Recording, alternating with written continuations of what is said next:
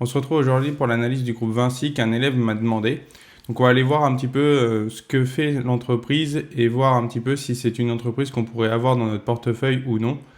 Petit rappel avant, donc c'est pas un conseil en investissement, c'est simplement une analyse. Après, ça sera à vous de déterminer ce que vous souhaitez faire ou pas de cette action, si vous souhaitez aller dedans, aller investir à l'intérieur ou non. Donc, concernant l'entreprise, donc c'est une entreprise qui est de base basée en France, mais qui s'est élargie un petit peu au niveau mondial. C'est une entreprise du coup qui fait de la construction et de la concession dans le monde. Euh, Elle est dans différents secteurs, donc tout ce qui est autoroute, construction de bâtiments, aéroports, infrastructure au niveau de l'énergie, etc. Donc c'est vraiment un acteur qui est mondial qu'on peut retrouver. Donc vous avez déjà dû le voir dans différents secteurs en France. Donc au niveau des chiffres de la croissance. Donc au niveau des chiffres de la croissance, on est sur une entreprise qui est plutôt moyenne. Euh, Au niveau du chiffre d'affaires et des bénéfices nets, on est sur des chiffres d'affaires qui sont vraiment moyens. Donc là, on est à 9,5 pour les deux, ce qui n'est pas mauvais, mais ce qui n'est pas non plus très bon. Et nous, ce qu'on souhaite, c'est vraiment quelque chose qui est très bon. Donc au niveau de la croissance, ce n'est pas quelque chose de fou.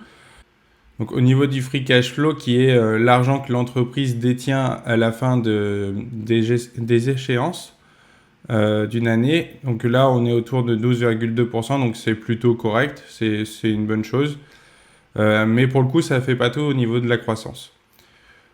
Pour détailler un petit peu, donc Vinci, comme je vous disais, c'est une entreprise qui va avoir dans le secteur de l'énergie, donc la création autour de quasiment 30%, au niveau de la gestion des autoroutes autour de 10%, tout ce qui est construction qui est du coup son secteur majeur autour de 45%. Donc ce qui est intéressant, c'est que ce n'est pas une entreprise qui va être dans un seul et même secteur ou un seul et même produit.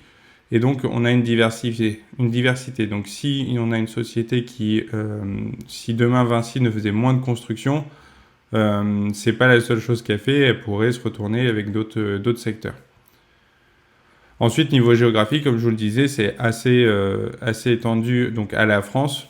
Donc, c'est à l'heure actuelle pas une super chose par rapport à l'économie de la France, mais elle n'est pas non plus à plus de 50%, et nous on cherche à faire attention à ça, qu'on ne soit pas majoritaire à un seul et même secteur, que ce soit au niveau du produit ou que ce soit même un secteur géographique.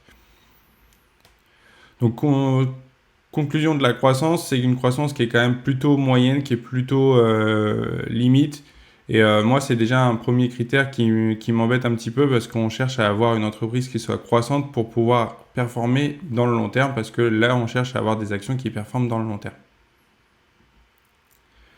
Ensuite, au niveau de la profitabilité, donc la profitabilité, c'est savoir si l'entreprise gagne beaucoup ou pas d'argent par rapport à son secteur d'activité, à ses ventes. Donc, au niveau du CAPEX sur bénéfice, donc le CAPEX, c'est l'investissement justement qu'on peut avoir d'une entreprise. Donc là, ça veut dire que l'entreprise va investir quasiment la totalité de ses bénéfices nets. 96%, c'est énorme. On cherche plutôt à avoir des sociétés qui sont autour de 50% d'investissement de ses bénéfices nets. Là, ça veut dire que sur une année, l'entreprise ne garde quasiment pas de cash sur ses bénéfices, et pour le coup, ce n'est pas une très bonne nouvelle. Ensuite, sur ses retours sur investissement, on est dans des choses qui sont plutôt correctes, avec des ratios de 9,7 pour le ROIC ou de 13,3 pour le ROE. Donc en soi, c'est des choses qui sont correctes, mais justement, ça reste correct. Sur les marges, donc là c'est important. Les marges, c'est vraiment les données qui vont nous permettre de savoir si les produits ou les secteurs dans lesquels l'entreprise fait son commerce va lui rapporter de l'argent. Donc au niveau de la marge brute et de la marge d'exploitation et marge nette, on voit qu'on est sur des choses qui sont assez faibles, autour de 16% pour la marge nette, pour la marge brute, pardon, autour de 6% pour la marge nette et 11% pour la marge d'exploitation. Donc c'est vraiment très bas, c'est pas du tout bon sur la société, ça veut dire qu'elle fait pratiquement pas de rendement sur ses produits. Donc en fait, ça veut dire qu'elle va pas avoir beaucoup d'argent qui vont rentrer clairement. Et ça lui coûte beaucoup pour vendre. Donc dans le secteur des constructions, avec tout ce qui s'est passé au niveau des prix des matériaux, etc., avec l'inflation dessus, bah, c'est pas étonnant. En fait, on est dans un secteur qui en pâtit beaucoup. Donc au niveau de ce critère-là, de la marge, qui est quand même quelque chose d'important, on est vraiment avec de mauvaises data. Et nous, c'est clairement pas ce qu'on cherche, quoi. Et ensuite, pour terminer sur les dettes, on est sur quelque chose quand même qui est assez important, c'est que on a beaucoup de dettes par rapport à l'argent que rentre dans la société de Vinci. Et, cette information-là fait que si toutefois Vinci avait un problème au niveau de la rentrée d'argent, le fait d'avoir beaucoup d'investissements par rapport à son cash et d'avoir beaucoup de dettes, c'est un combo qui est vraiment pas très intéressant et qui peut faire peur à un moment donné. Et nous, c'est pas ce qu'on cherche, on veut quelque chose qui est sain. Et là, à l'heure actuelle, c'est pas le cas chez Vinci.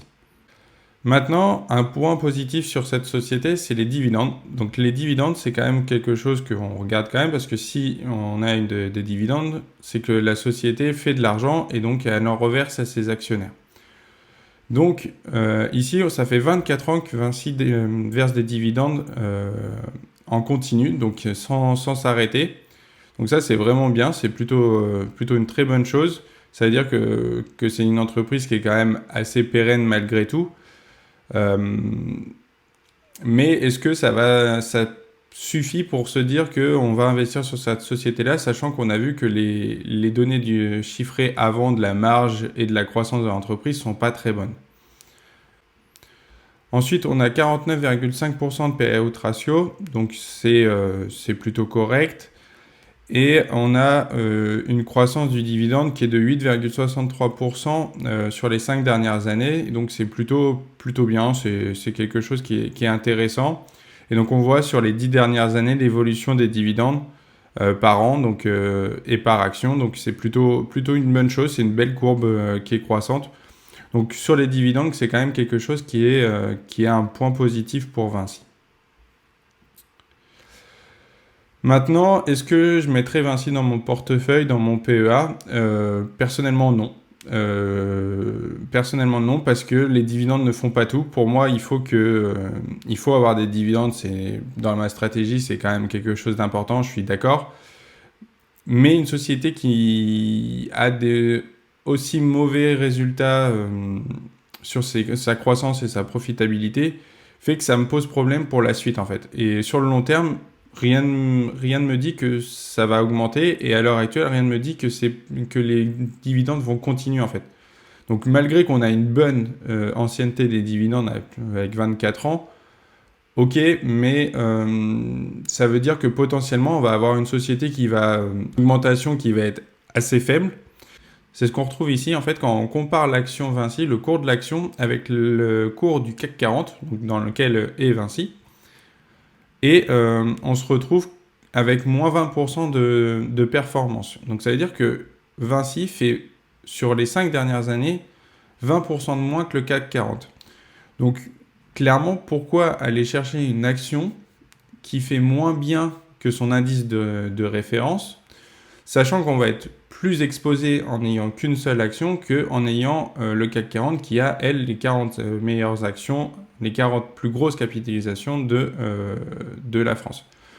Donc moi, personnellement, rien qu'avec ce critère-là, j'irai pas chercher Vinci, j'irai plutôt me mettre sur un ETF. Maintenant, sur la note de Think Other Invest, on a une note de 10,3. Donc nous, sachant qu'on cherche des entreprises qui vont être supérieures à 17, on en est très loin. Et ce qui fait que je ne la mettrai pas dans mon portefeuille. Ce n'est pas une action qui me sécurise et qui me donne confiance. C'est pourquoi moi, j'irai pas dessus. Donc, si vous avez des questions sur l'analyse de cette action, si vous avez des envies de d'autres actions à analyser, n'hésitez pas à me les mettre en commentaire. Mettez un like si vous avez aimé cette vidéo et à la prochaine pour une autre analyse d'action.